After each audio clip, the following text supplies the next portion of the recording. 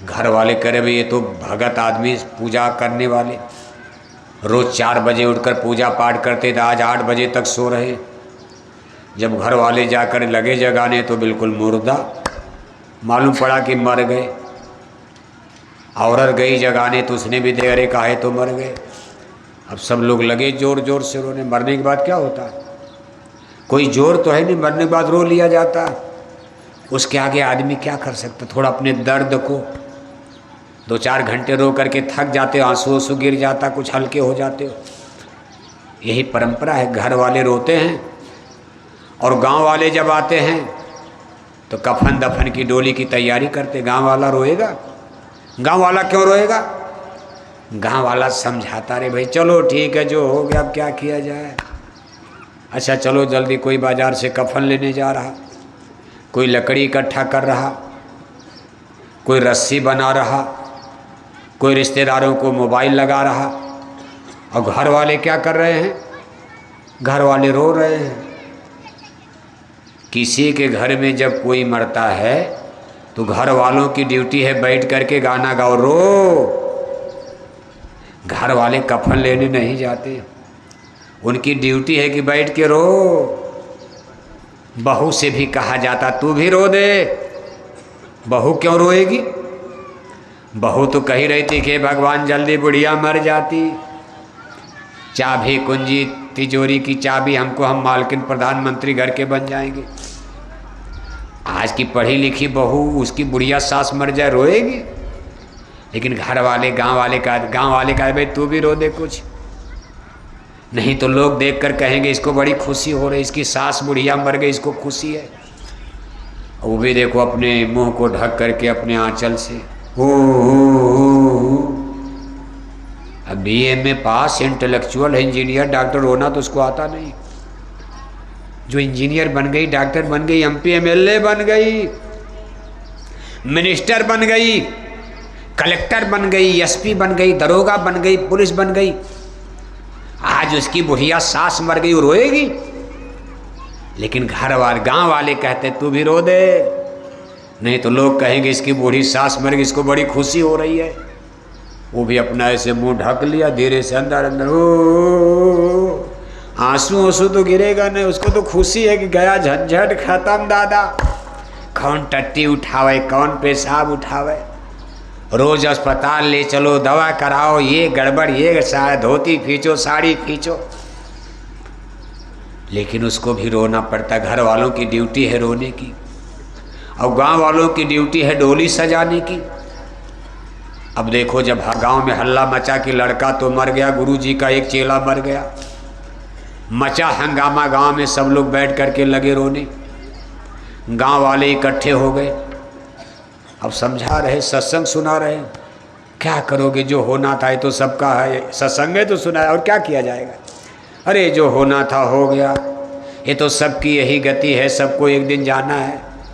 अब जब उनके घर कोई मरेगा तो सत्संग हो, तब रोएंगे, तब ये जाकर उनको सत्संग सुनाएंगे। यही दुनिया की परंपरा है। आप उनको सत्संग सुनाओगे, समझाओगे, चुप रहो, जो होना है हो गया, अब क्या किया जाएगा। और जब आपके घर कोई मरेगा आप रहोगे, अब वो आपको कथा सुनाने आएंगे, चुप रहो, चलो अब जो हो गया। ये तो विधि का विधान है, सबके लिए, सबको एक दिन जाना है। इसे 2-4 लाइन, 2-4 लाइन तो आता है, उससे ज़्यादा सत्संग तो किसी को आता नहीं। सत्संग तो संत महात्मा करते। अगर यही सत्संग जीवन भर सुनते रहो तब तो काम बन जाता आपका। तो देखो अब सब लोग कफन दफन की तैयारी होने लगी लड़के की, और घर वाले सर पीट पीट कर, माँ उधर रो रही, पिता रो रहा, उसकी स्त्री रो रही, बहन रो रही। बच्चा तो अभी साल भर का था, बच्चे को क्या पता मेरे पिता मर गए, साल भर का बच्चा था, नई शादी हुई थी, साल ही भर का बच्चा था। औरत सबसे ज़्यादा चिंघाड़ कर रो रही, विधवा हो गई साल भर में।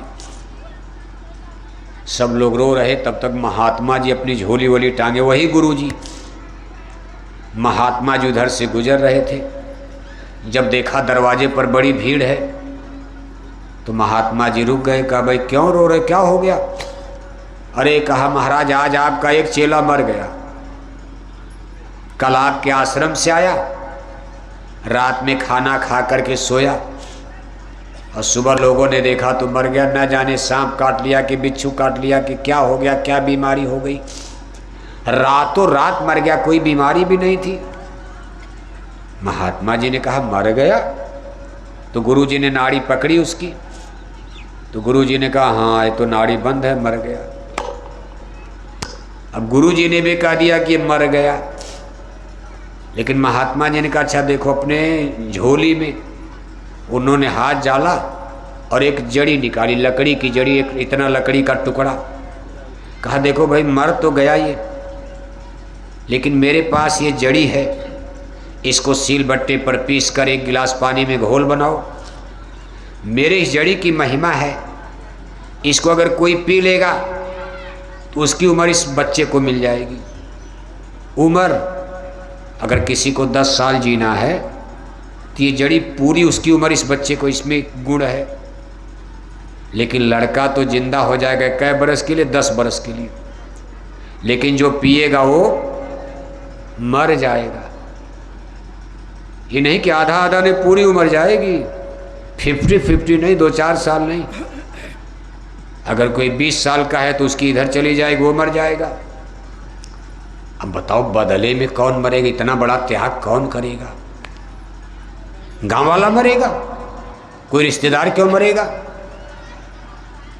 सबसे पहले उसके बुढ़े बाप की तरफ कर दिया गया गिलास।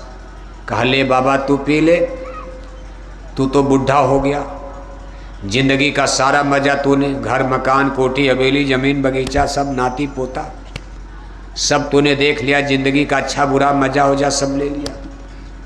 अरे तेरा नौजवान बेटा जिंदा हो जाएगा, तू बदले में मर जा, अभी तेरी उम्र 10-5 साल है। बुढ़े बाप ने हाथ जोड़े, कहा महाराज हमको क्यों मार रहे हो? अगर मैं मर गया तो मेरी बुढ़िया का क्या होगा? बताओ। बुढ़े के लिए अब बुढ़िया सामने खड़ी हो, कहा मेरी बुढ़िया है, मेरी बहू इतनी चांडाल बदमाश कि मेरी बुढ़िया को रोज झगड़ा करती, गाली देती। मेरे मरने के बाद पता नहीं मेरी बुढ़िया को रोटी देगी कि नहीं देगी। कम से कम मैं इसका सहारा तो बना रहूँगा। अब देखो बुढ़े को अपनी बुढ़िया की ममता सता रही। इसके बाद बूढ़ी माँ से कहा गया तू पी ले। तो बुढ़िया ने कहा मेरे बुढ़े का क्या होगा?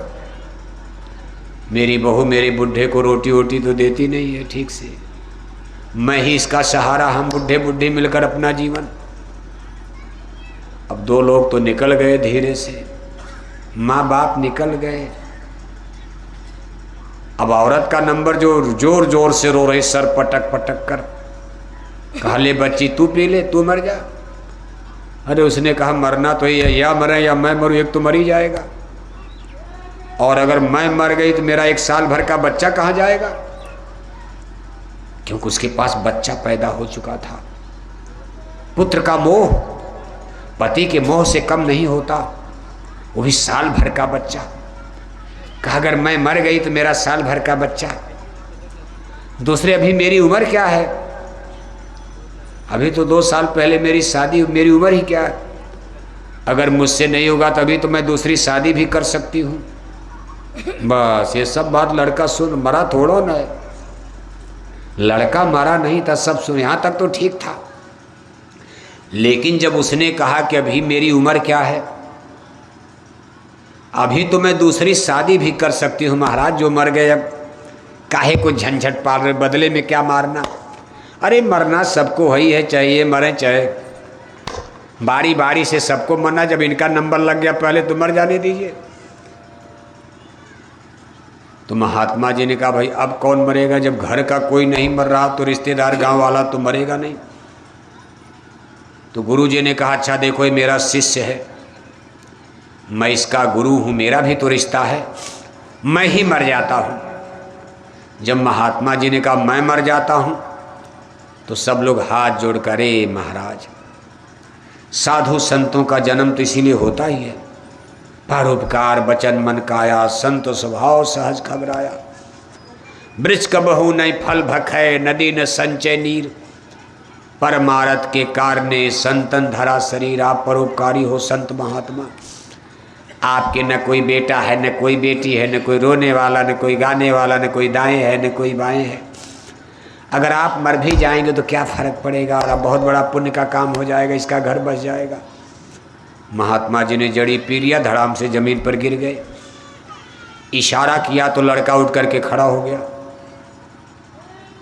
और जब लड़के ने इशारा किया तो गुरु जी उठकर खड़े हो गए। कोई मारा नहीं, गुरु चेला दोनों उठ करके खड़े हो गए। अब वो जड़ी कोई जहर नहीं थी, वो तो एक नाटक था, परीक्षा। महात्मा दिखाना चाहते थे कि तू देख, जिस संसार के पीछे तू फिदा है, तेरे मरने के बाद तेरी लुगाई, तेरी स्त्री क्या बोल रही है, तू नहीं देख पाएगा। देख ले तमाशा संसार का। जब दोनों लोग उठ करके खड़े हो गए तो सब लोग दौड़ पड़े। अरे जिंदा हो गया, जिंदा हो गया, मेरा पति जिंदा, मेरा बेटा जिंदा। लड़के ने सबको डांटा, दुत्कारा। अरे कहा, अब फिर बेटा मानने लगे? अभी तक तो कोई मेरे लिए मरने को तैयार नहीं, और तू हमको पति मान रही है? मैं तो सोचता था मेरे मरने के बाद तू जलकर भस्म हो जाएगी, सती हो जाएगी चिता में। तू अभी कह रही थी कि मैं दूसरी शादी कर लूंगी। मर जाने दीजिए इनको। आज मुझे संसार का वास्तविक ज्ञान गुरु जी ने करा दिया। ये संसार बिल्कुल झूठा है, मोह है, माया है। लड़का ने कहा, गुरु जी आप जो सत्संग सुनाते थे, ये आमे काहू न काहू केरा कोई किसी का नहीं बनेगा। आज आपने हमको प्रैक्टिकल सैद्धांतिक रूप से दिखा दिया, प्रत्यक्ष में दिखा दिया, मुझे अनुभव करा दिया। मेरी आत्मा के कल्याण के लिए भगवान के भजन का रास्ता दीजिए। महात्मा जी ने कहा, बच्चा तुमको घर में ही रहना है, अंदर से दुनिया का त्याग करो। जैसे जल बीच कमल निरालम, मुर्गाई निशानम। कहते भाई जैसे आप देखते हो मुर्गाई एक चिड़िया होती, कमल को आप देखते हो कीचड़ में रहता, लेकिन कभी उसके पत्ते फूल कीचड़ में नहीं जाते। इसी तरह संसार में रहकर हमको आपको अपनी आत्मा के कल्याण करने के बारे में सोचना चाहिए। गृहस्थाश्रम में रोटी कपड़ा मकान का जहाँ सवाल है, गृहस्थाश्रम में तो रहना पड़ेगा। सब लोग साधु बन जाओगे, रोटी कहाँ से खाओगे? मान लो पूरा जहानाबाद साधु बन जाए, पूरा गांव साधु बन जाए, कोई खेती न करे, कोई दुकान न करे, कोई दफ्तर न करे, नौकरी चाकरी न करो, तो सबको रोटी कहाँ से मिलेगी? रोटी कलयुग में अन्न में प्राण है। इसलिए काम तो करो आप, लेकिन अंदर से संसार को समझने की कोशिश करो। वैराग्य विरक्ति में आओ, और इस माया के जंजाल से, मोह नगरी से निकलने का प्रयास करो। जिस बंधन में आज आपको माया ने कस करके बांध रखा, कहा बंधे तुम गाढ़े बंधनान, फंसे तुम गाढ़े बंधनान। पहला बंधन पड़ा देह का, दूसर तिरिया जान, तीसर बंधन पुत्र का जानो, चौथा नाती मान, नाती के फिर नाती होंगे, तो फिर कहिए कौन ठिकान। चौड़र पचरर 17 रसरी, बांध लिया तुम बहबे तान, सुख संपदा यो हाट हवेली, आय बिछाया बहुबे जाल। क्या क्या विपद बखानू तेरी, तुम माया में रह गलतान, और मरे बिना तुम छोड़त नाही, जीते भर देते नहीं कान। कैसे मुक्ति बने तुम्हारी, अब भरमो 84 खान। संत सदगुरु बहु समझावें, उनकी बातें एक न मान। संत महात्मा इसीलिए सत्संग का स्कूल लगाते। ये स्कूल है, स्कूल उसको कहते हैं जहाँ मास्टर पढ़ा। स्कूल में मास्टर ना हो तो ज्ञान मिलेगा? मान लो आपका स्कूल खुला है, बच्चे आकर स्कूल में बैठ गए, और एक भी टीचर मास्टर स्कूल में ना आवे, तो बच्चों का वह दिन पूरा बेकार जाएगा। ABCD का कुछ सीख पाएंगे अपने से? किताब भी है, स्कूल भी, लेकिन मास्टर बिना सब बेकार है। गुरबिन होई न ज्ञान। ऐसे मंदिर भी है, देवालय भी है, शिवालय भी है। मंदिर में रामायण भी रखी है, आप गए रामायण लगे पढ़ने मंदिर में, लेकिन मंदिर में कोई संत महात्मा पुजारी नहीं है आपको 2 लाइन समझा सके सत्संग, तो उस रामायण पढ़ने का आपको क्या लाभ? कुछ समझ पाओगे आप? मंदिर बुरा नहीं है, रामायण बुरी नहीं है, रामायण तो ज्ञान है, लेकिन ज्ञान समझ में कब आएगा? जब कोई टीचर ट्यूटर मास्टर आपको समझाएगा, बताएगा। अब आप मंदिर की दीवार को प्रणाम करके घर चले आओ, ज्ञान मिलेगा? इसीलिए रामायण में लिखा, गुरबिन भवनी तरे न कोई, जो बिरंच शंकर सम होई। आज आदमी ने देखो संतों महात्माओं का सत्संग उत्संग तो आपको मिलता नहीं, बस जो मन में वही पूजा शुरू कर दिया। ज्ञान बिना संतों महात्माओं के, गुरु के तो कभी मिल ही नहीं सकता। हमारे गुरु महाराज देखो, एक इस पर बहुत सुंदर दृष्टांत कहानी सुनाते थे। नदी के किनारे बालू पर एक देवी का मंदिर बड़ा सुंदर बना था। क्वार का नवरात्रि का पवित्र महीना आया, 9 दिन का वहाँ नवरात्रि में बड़ा भारी मेला लगता था। तमाम अगल बगल पास पड़ोस की जनता फूल बतासा लेकर मंदिर में पूजा करने, बहुत बड़ा मेला, ठसाठस भीड़। एक गांव के 20, 25, 30 आदमी जो आपस में दोस्त थे, मित्र थे, कभी चलो एक दिन के लिए हम लोग भी नवरात्रि में पुजारी बन जाएं। 9 दिन तो शराब हम लोग छोड़ नहीं पाएंगे। सही बात है, पियक्कड़ आदमी 9 दिन दारू छोड़ देगा, मुश्किल है। कहा एक दिन के लिए कोशिश की जाएगी। अगले दिन देखो सब नहा धोकर तिलक टीका लगाकर फूल बतासा लेकर देवी के मंदिर के करीब पहुंच गए। पूजा का समय, इतनी भीड़ थी, लेकिन किसी तरह जब मंदिर के करीब पहुंचे उनका नंबर लग गया पूजा का। तब तक उनके एक साथी को बड़े जोर से टट्टी लग गई। क्या लग गई? टट्टी जानते हो नहीं जानते? टट्टी लग गई। उसने कहा ये बड़ा गड़बड़ हो गया, कोई उपाय बताओ। उसके साथियों ने कहा उपाय क्या है? यहाँ मंदिर के सामने कहाँ टट्टी करोगे? अरे 5 मिनट के लिए टट्टी रोक लो, मंदिर में पूजा कर लिया जाए। यहाँ से बाहर चलो, नदी के किनारे जंगल में टट्टी करो, नदी में पानी मिलेगा। यहाँ टट्टी कहाँ करोगे? यहाँ टट्टी भी कर दोगे तो पानी यहाँ कहाँ मिलना? अरे उसने कहा वो टट्टी नहीं 5 मिनट रोकने वाली, ऐसी टट्टी लगी है कि 5 सेकंड भी रुकने वाली। कभी कभी ऐसी टट्टी लगती है, आपको भी लगी होगी। पेट गड़बड़ हो गया, पता नहीं चड्डी पायजामा खराब हो जाता। उसने कहा ऐसी गड़बड़ टट्टी है कि ये 5 सेकंड नहीं रुक सकती। अब अगर 5 सेकंड से ज़्यादा हुआ तो मेरा चड्ढी पायजामा खराब हो जाएगा, आज मेरी बड़ी बेइज्जती जनता में हो जाएगी, हमारी इज्जत को बचाओ। तब उसके साथियों ने कहा अच्छा देखो नीचे है बालू, बालू में हाथ से गड्ढा करना कोई कठिन नहीं है। हम सब लोग तुमको घेर करके खड़े हो रहे हैं। अब नीचे कौन देख रहा? इतनी बड़ी भीड़ में सबका ध्यान तो देवी मैया के मंदिर पर लगा पूजा में। तुम धीरे से नीचे बैठ जाओ और हम सब लोग इतने आदमी घेर कर तुमको खड़े हो रहे। तुम धीरे से करो बालू में गड्ढा और टट्टी करके बालू की पिंडी चबूतरा बनाकर उठकर खड़े हो जाओ। चबूतरा जरा मजबूत बनाना, क्योंकि इधर से भगत पुजारी लोग जाएंगे, किसी के पैर में टट्टी लग जाएगी तो 10 गाली देगा, कौन बेवकूफ़ यहाँ टट्टी कर दिया। इसलिए बालू जरा मजबूत पिंडी बना देना। अब उसको तो इतने जोर की टट्टी लगी थी, तुरंत बैठा, जल्दी जल्दी गड्ढा किया, टट्टी किया, बालू का चबूतरा पिंडी बनाया, उठ करके चड्ढी पायजामा पहन लिया। पानी तो मिला नहीं, पानी मिला नहीं, चड्ढी पायजामा पहन लिया। अब वो आदमी लगा सोचने कि हम तो अशुद्ध हो गए, हमारी फूल बतासा शुद्ध हो गई, अब आज तो पूजा हो नहीं पाएगी। अपना फूल बतासा उसी चबूतरा पर फेंक दिया, कहा कल पूजा करेंगे। उसके साथ ही लगे सोचने कि हम भी तो अशुद्ध हो गए, हमारे सामने ही टट्टी किया।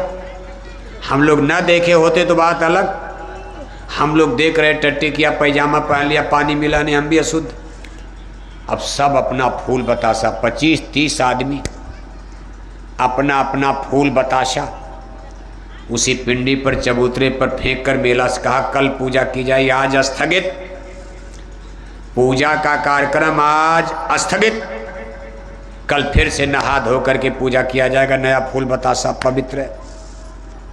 अब इतना इतना फूल बतासा जहाँ गिर गया, अब ये लोग तो चले गए, पीछे से जनता आई तो अनुमान लगाने लगे, कब ये कौन देवी का स्थान है, ये कौन देवी का स्थान है, कोई देव स्थान। तो एक आदमी ने कहा भाई किसी का गिर गया होगा, देवी की मैया का मंदिर तो आगे, ये तो किसी का गिर गया होगा। तो लोग कहने लगे गिरेगा तो 1 गिरेगा, 2 गिरेगा, 3 गिरेगा, 5 गिरेगा, इतना इतना फूल बतासा कैसे गिरेगा, जरूर किसी देवी का स्थान है। तब तक एक आदमी भीड़ में से दौड़ा आया, उसने झूठा दाव मार दिया। झूठ, जनता कितनी, दुनिया को क्या पता धर्म कर्म क्या। अरे उसने कहा इसी देवी मैया ने रात में हमको सपना दिया है। कहा बच्चा कल नदी के किनारे मेरा प्रगटीकरण होने वाला, मैं प्रकट होंगी नदी के किनारे देवी के रूप में। मैंने कहा मैया आपका नाम क्या रखा जाएगा? तो मैया ने कहा मुझको लोग कहेंगे हंगामा देवी। कौन देवी? मेरा नाम रहेगा हंगामा देवी। मैं कलयुग की देवी हूँ, मेरी हंगामा देवी के नाम से दुनिया पूजा करेगी कलयुग में। अब जब सपना की बात हो गई तो मोहर लग गई, बात पक्की हो गई। उसने कहा देखो हमने कहा कोई देवस्थान है, देखो बात पक्की हो गई, सपना देवी मैया ने दिया, देवी स्थान है। अब गांव गांव जनता में हल्ला में, अब ऐसी खबर तो जल्दी फैलती है, सही खबर तो कम फैलती, और ऐसी खबरें इतनी तेजी से फैलती। गांव गांव हल्ला मच गया, नदी के किनारे हंगामा देवी प्रकट हो गई।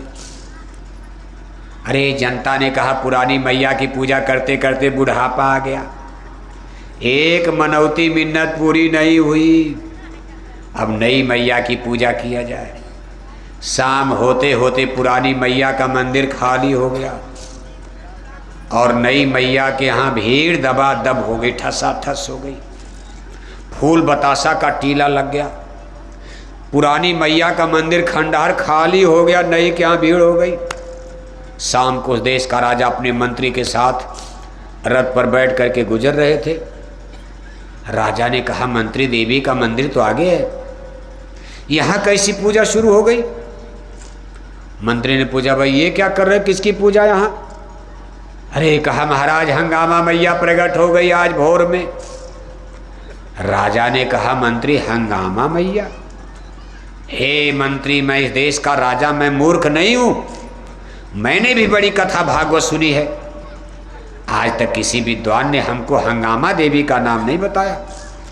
रामायण में, गीता में, वेद में, भागवत में, हिंदू धर्म के जितने स्पिरिचुअल लिटरेचर्स, हिंदू धर्म की जितनी किताबें हैं मान्यता प्राप्त है, आज तक हमको किसी विद्वान ने ये नहीं कहा कि कहीं हंगामा देवी भी कोई देवी देवता है। मंत्री मैं पहले सच्चाई का पता लगाऊंगा, मंत्री पूजा बंद करो। अब राजा का आर्डर हो गया तो पूजा बंद होगी। राजा माने एमपी एमएलए नहीं, एमपी एमएलए तो आपसे डरे क्योंकि वोट लेना है, आप जो कहोगे एमपी एमएलए मान लेंगे, लेकिन राजा को तो तलवार के बल पर गद्दी लेनी, उसको क्या डर है, वोट लेना है जहानाबाद से, उसको तो तलवार से लड़ाई लड़के वोट लेना। राजा ने कहा मंत्री पूजा बंद हो गई। राजा ने कहा मंत्री जरा फूल माला खींचकर किनारे करो। जब फूल बतासा खींचकर किनारे किया, नीचे बालू का चबूतरा पिंडी मिल गई। राजा ने कहा भाई ये तो बालू है। तो जनता ने कहा महाराज इसके नीचे देवी प्रकट हो रही हैं, ये बालू अपने आप ऊपर आ रही, कोई कुछ कह रहा, कुछ अब अफवाह है। राजा ने कहा मंत्री जरा बालू हटाओ, देखो देवी कितना नीचे आ गई। जब बालू हटाया तो नीचे मिल गई टट्टी मिल गई। राजा ने डांटा, कहा मूर्ख, अज्ञानी, पागल, बेवकूफ आदमी, टट्टी की पूजा करके कह रहे हंगामा देवी प्रकट हो गई। मारा धर्म का सत्यानाश करके रख दिया, धर्म की ऐसी तैसी कर डाला। बस ऐसे पूजा पाठ आप कर रहे हो, मंदिर में टन टन घंटी घंटा बजाए जा रहे और 1-1 किलो मछली खाए जा रहे, हरे रामा हरे कृष्णा कीर्तन गाए जा रहे।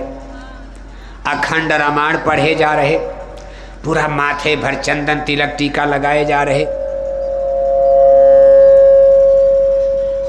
गंगा गोदावरी नहाए जा रहे, जय श्री राम नारा लगाए जा रहे, और 10-10 बोतल शराब दिए जा रहे, 1-1 किलो अंडा।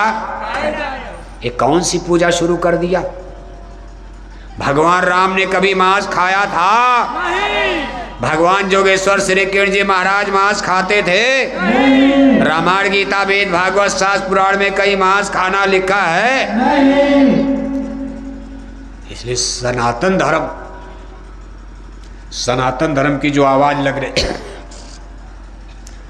आप मीडिया में इस समय सबके हाथ में मोबाइल है, कुछ लोग भारत में खड़े हो गए कि हम सनातन धर्म ला रहे, लेकिन लोग अभी जान नहीं रहे हैं। जब तक मछली अंडा शराब की दुकानें बंद नहीं हो जाएंगी, तब तक सनातन धर्म आने वाला है। अब इसके लिए लोग तो कोई मेहनत कर नहीं रहे। जरूरत इस बात की सनातन धर्म माने शाकाहारी धर्म, सनातन धर्म माने शाकाहारी। मछली खाना सनातन नहीं है, अंडा खाना सनातन नहीं है, शराब पीकर पूजा करना सनातन धर्म नहीं है। कितनों मंदिर बनवा लो, भगवान राम का मंदिर गांव-गांव बिहार में बनवा लो, लेकिन अगर मछली अंडा की दुकानें बंद नहीं हुई तो भगवान राम का राम राज कभी आएगा? कभी सनातन धर्म की स्थापना होगी? इसलिए सत्य धर्म, सनातन धर्म, पवित्र धर्म। तो जब धरती पर हिंसा, हत्या, वैसे हत्या, सांप मरते रहेंगे, लाठी आपको सांप दौड़ा रहा, सांप को नहीं मारोगे आप? रामराज आएगा तब भी सांप को मारोगे आप, बिच्छू मारोगे आप? आपको कोई जानवर गाय भैंस दौड़ा रहा, उसको गोली मारोगे? शेर को मारोगे आप? भारत पाकिस्तान से लड़ाई होगी, गोली चलेगी, उस दुश्मन को मारा जाएगा। लेकिन जय गुरुदेव मिशन की तरफ से जो प्रचार, शाकाहारी माने भोजन, बकरी मुर्गी मांस खाने को मना किया जा रहा। पाकिस्तान की सेना भारत पर आक्रमण कर, हम लोग माला जपेंगे?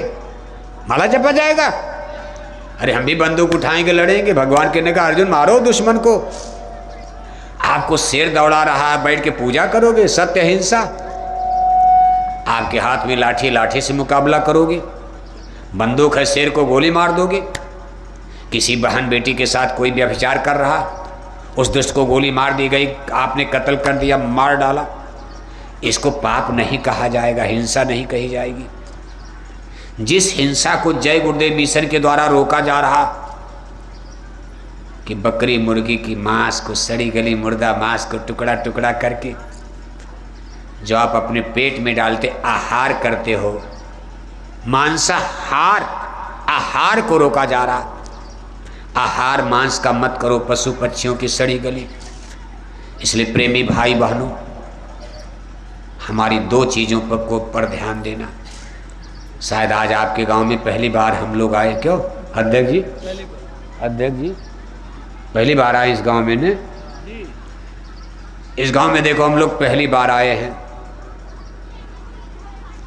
और शायद ये गांव अहिरानी है। क्या है? अहिरानी है? अहिरानी, अहिरानी जानते हो? अहिरानी माने यादवों का गांव। अब पूरा बिहार है अहिरानी माना जाता, हिंदुस्तान की सबसे बड़ी अहिरानी बिहार माना जाता।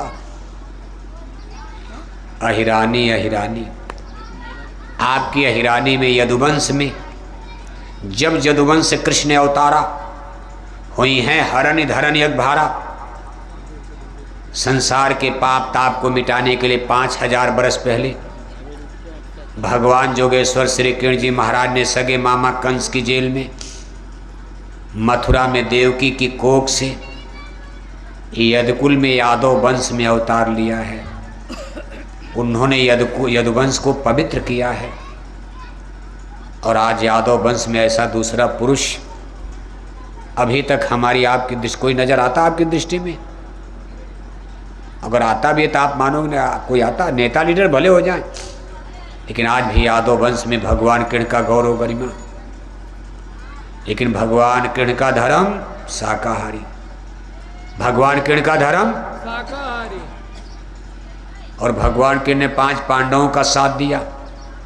भगवान श्री कृष्ण और 5 भाई पांडवों का धर्म शाकाहारी और 100 भाई कौरवों का धर्म मांसाहारी। कौरवों का धर्म मांसाहारी। जोर से बोलो। मांसाहारी। कौरव पांडव की लड़ाई कोई हिंदू मुसलमान का दंगा था? ना ना ना। 5 भाई पांडवों का धर्म शाकाहारी और 100 भाई कौरवों का धर्म मांसाहारी। जीत गए 5, हार गए 100। बताओ आप, एक पांडव पर हिस्सा लगाओ, 20 कौरव हिस्सा पड़ेंगे। मुक्का मुक्का मार डाल, कितना बड़ा पहलवान हो, 20 आदमी मिल जाए मुक्का मुक्का मार डालेंगे। एक पांडव पर 20 कौरव हिस्सा पड़ेंगे, 20 25 100। 5 भाई पांडव, 100 भाई कौरव, लेकिन 5 जीत गए, 100 हार गए। शाकाहारी धर्म जीत गया और मांसाहारी धर्म हार गए। धर्म को इस तरह समझो आप, हिंदू मुसलमान के नाम पर समझोगे गलत हो रहा है। भगवान राम का धर्म शाकाहारी और 4 वेद के पंडित राजा रावण का धर्म मांसाहारी। रावण का धर्म मांसाहारी। रावण का धर्म मांसाहारी। और भगवान राम का धर्म शाकाहारी। हनुमान अंगद सामन सुग्रीव का धर्म शाकाहारी। हनुमान अंगद का धर्म शाकाहारी। और रावण का धर्म। मांसाहारी। वहां भी कौन धर्म हार गया? मांसाहारी। मांसाहारी। राम का शाकाहारी, हनुमान का शाकाहारी धर्म जीत गया और रावण का मांसाहारी धर्म। हार गए। रावण के पास सेना थी, हथियार था, सब कुछ था। राम तो जंगल में, उनकी सेना तो अयोध्या में रह गई। जिसमें रावण से लड़ने लगे, पैरों में जूता चप्पल नहीं, कोई रथ घोड़ा नहीं था राम के पास। लेकिन शाकाहारी धर्म के नाते राम की विजय हो गई और मांसाहारी धर्म सब कुछ के कारण हार गया। इसलिए इस चीज को इस पर फैसला होने वाला। हिंदू मुसलमान पर भगवान फैसला नहीं करते। हिंदू भी भगवान ने पैदा किया, मुसलमान को भी पैदा किया। जिस दिन भगवान ने आपको पैदा, कोई यादव ठाकुर बना के पैदा किया। अरे लोहे की खोज हो गई, कुछ जातियां तो ऐसे बन गई, लोहे का काम करने वाले लोहार हो गए। सोना धरती में मिला, सोने का काम करने वाले सोनार हो गए। चमड़े का जूता चप्पल बनाने वाले चर्मकार हो गए। खेती का काम करने वाले खेतीहर हो गए। गाय पालने वाले, गाय का दूध निकालने वाले गोपाल ग्वाला हीर हो गए। कुछ जातियां तो ऐसे बन गई। ये जातियां, ये जो देख रहे, भगवान ने तो आदमी बनाया, औरत मर्द 2 जातियां बने, औरत मर्द। इसलिए हिंदू मुसलमान, यादव ठाकुर, हरिजन ब्राह्मण, कुर्मी कुशवाहा, पटेल, जाट, गुर्जर, कितना जाति धर्म, ये सब भगवान ने नहीं बनाया, प्रपंच आदमी ने बना डाला। भगवान जो फैसला करेंगे धर्म और अधर्म का, धर्म और अधर्म के युद्ध में धर्म क्षेत्रे कुरुक्षेत्रे। धर्म, सच्चा धर्म माने शाकाहारी और अधर्म माने मांसाहारी। धर्म माने शाकाहारी और अधर्म पाप माने मांसाहारी। इस पर एक बार फिर बिहार में फैसला होने वाला है, चाहे हिंदू होगा चाहे मुसलमान होगा। भगवान के ने मांसाहारी यदुवंशियों का भी विनाश करवा दिया। भगवान के 59 लड़के थे, 8 रानियां थी। जब द्वारिकापुरी में यादव आपस में लड़े हैं, 3 दर्जन से ज़्यादा भगवान के लड़के भी मारे गए उसमें। और भगवान के तमाशा देख रहे, अपने लड़कों को भी मरवा दिया, नहीं छोड़ा। क्योंकि भगवान श्री कृष्ण के 59 लड़कों में से आगे चल करके कई दर्जन लड़के दारू पीने लगे, शराब पीने लगे। उन्होंने बड़े भाई बलदाऊ से शिकायत किया कि इनको समझाओ, मैं पक्षपात नहीं करूंगा, मुझे धर्म की स्थापना करनी, मैंने राजाओं को मरवा दिया। अगर मैं इनको इस गलती पर छोड़ दूंगा, यादवों को, अपने घर वालों को, इतिहास मुझे भगवान नहीं मानेगा। लोग कहेंगे पक्षपात कर दिए, जातिवाद कर दिए। भगवान के कोई नेता लीडर नहीं थे जातिवाद करेंगे। भगवान भगवान होते हैं, उनके लिए सब है। ईश्वर अंश जीव अविनाशी, नहीं माने लोग, द्वारिकापुरी में जदवंशियों का विनाश करवा दिया, क्योंकि लोग मांस खाने लगे, शराब पीने लगे भगवान के उनके बुढ़ापे में। इसलिए बिहार की अहिरानी को भी हम संकेत दे रहे हैं, डरो आप, कोई एमपी एमएलए आपको नहीं बचा पाएगा। अभी आपने कोरोना में देखा, हाहाकार मच गया था, कोई एमपी एमएलए आपको बचाने आया? आगे कोरोना का दादा आ रहा। मछली अंडा मांस हिंसा हत्या नहीं छोड़ोगे, बुरे पाप कर्म नहीं छोड़ोगे, तो हमारे गुरु महाराज की वाणी है कि बड़ी बड़ी बीमारी और पाल रहे हैं मांसाहारी। मांसाहार के कारण कोरोना से बड़ी बड़ी बीमारी जहानाबाद में आगे आ रही। भागने का रास्ता आपको नहीं मिलेगा, ना कोई एमपी नजर आएगा, न एमएलए, न डॉक्टर। आपका पैसा रखा रह जाएगा, दवा ही नहीं मिलेगी। कोरोना में कहीं मिल रहा था कुछ नहीं। इसलिए भगवान से डरो, हिंसा हत्या बंद करो। इसलिए हमारी दो बातों पर ध्यान देना, अपने चूल्हे पर मुर्दा पकाना बंद करो। भगवान श्री कृष्ण का धर्म शाकाहारी है, और आप भगवान श्री कृष्ण को माखन चोर तो कहा जाता, लेकिन मछली चोर नहीं कहा जाता। मछली चोर कहा जाता है नहीं। और आप यादव होकर मुर्गी चोरी करते, मुर्गी चुरा लाए, किसी का मुर्गा चुरा लाते हो। आपका नाम मुर्गा चोर, मुर्गी चोर, भगवान कृष्ण का नाम माखन चोर। चोर वो भी चोरी यादवों की निमित्त, जब भगवान है हमारे चोरी के तो हम लोग तो करेंगे।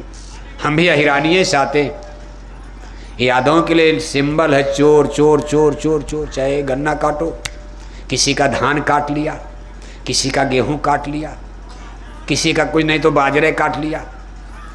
जब भगवान श्री कृष्ण को भी माखन चोर नाम दे दिया, चोरी किया उन्होंने, चोरी तो चोरी है, माखन चोर, तो उनके वंश के लोगों के लिए चोरी सिंबल है, शुभ है।